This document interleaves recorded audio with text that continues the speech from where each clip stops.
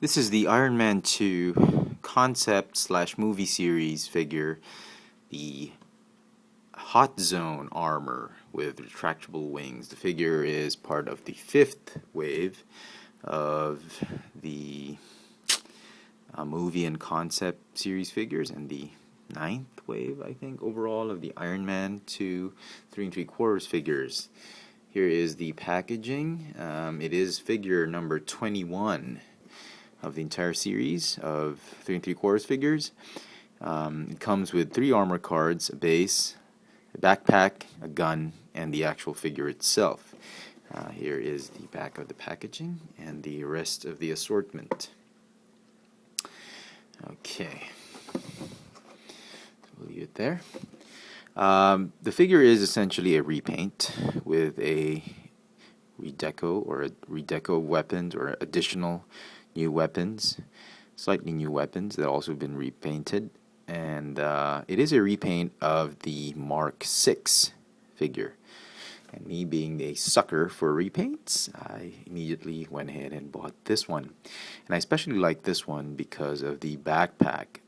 If the backpack looks familiar, well, you will recall there is a vehicle in this Iron Man 2 line of toys, the Iron Man rolling headquarters vehicle. It's a huge truck that transformed into a headquarters playset. It had a figure with very little articulation, but the figure had a backpack, and if I'm not mistaken, some of the parts of this backpack were taken from that backpack. I think, I'm not sure, because I think that backpack had a opening and closing shoulder clasps or something like that, or I think it just had General Hawk wings or something like that. I could be mistaken, but these wings look very familiar. Now, I don't have that figure with that backpack or the playset, so I can't compare it right now. I do apologize, but somebody please tell me or confirm whether this backpack is a totally brand new mold or it's a repainted one from that set. Just to be sure, I do apologize for not researching very well. But anyway, so that's that. He also comes with this really corny gun.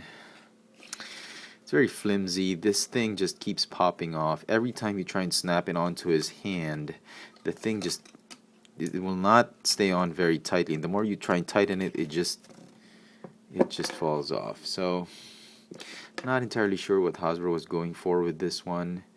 I'm not really even sure that Iron Man needs a gun or a rifle.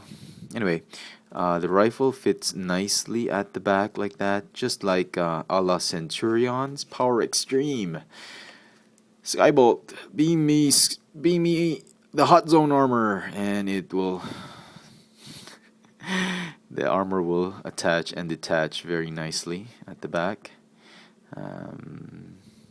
I suppose they already had these backpacks in mind when they designed the original figure molds to have holes and like them. And you know, most of the Hasbro figures really have a staple back peg hole, really for such repaints and redecos, I think. Anyway, so that's that. Let me just straighten him up for you yet again.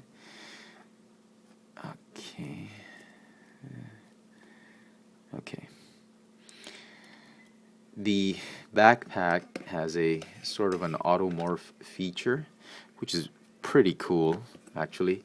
If you close it down, the smaller wings, they will close up nicely, and they fold up neatly. Very nice. I'm not sure Iron Man needs wings, but you know, an armored guy with wings, just nice. So once again, you can pop it up that way. Now the figure comes packaged with the backpack off, so you're not going to be able to see the backpack and check on the crappy paint apps. And as you can see, this figure has one of the worst paint apps repaints ever that Iron Man has, that the Iron Man figures ever had. I'm pretty sure the whole concept of this metallic red with bone white and some silver and some gray combination, I'm sure it all looked very good, all well and good. It looked very nice on paper and in the PowerPoint and in the Photoshop designs that the Hasbro team made.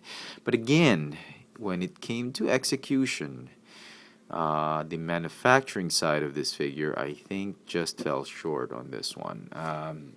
This was the best one I could find, but every time I checked shelves on whether this figure was on shelves or not, I've seen a couple, and no, I've seen a lot actually, and the white paint is what's really causing the problems. They've got overlapping portions here and there, splatters there. Some even have red paint on the white paint, and or some figures have the white paint covering the red paint. Some overlapping here and there, and the worst of it is really the head. You get the misaligned white paint apps, having the face painted on a little bit to the left or to the right. This one I found very little paint problems. The only problem I have is really the eyes.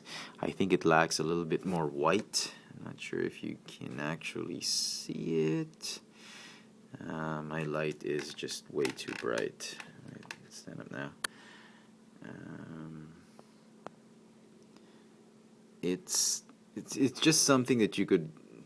It's tempting to retouch, but I'm sure I'm going to do a bad job with it, so I'm not going to even touch it. But overall, I like the design. I like the color combination. It looks like more of an Inferno armor than a Hot Zone armor, but Hot Zone Inferno doesn't really make a difference. So yeah, he looks like a Christmas treat, like something I can put on a Christmas cake, or I could decorate him up, put some garlands, put a string on it. I can hang him on a Christmas tree.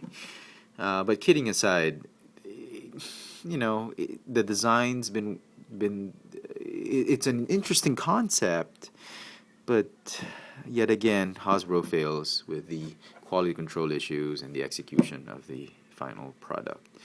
So, word to the wise: if you don't really go for repaints, this is something that you don't want to bother with. If you like the whole concept of the Iron Man wings, I suggest you go ahead and hunt this figure down, but make sure you do not settle for a figure with crappy paint apps. If you're going to get this one on retail, make sure you go to different stores and just really try and get the one with the best paint apps.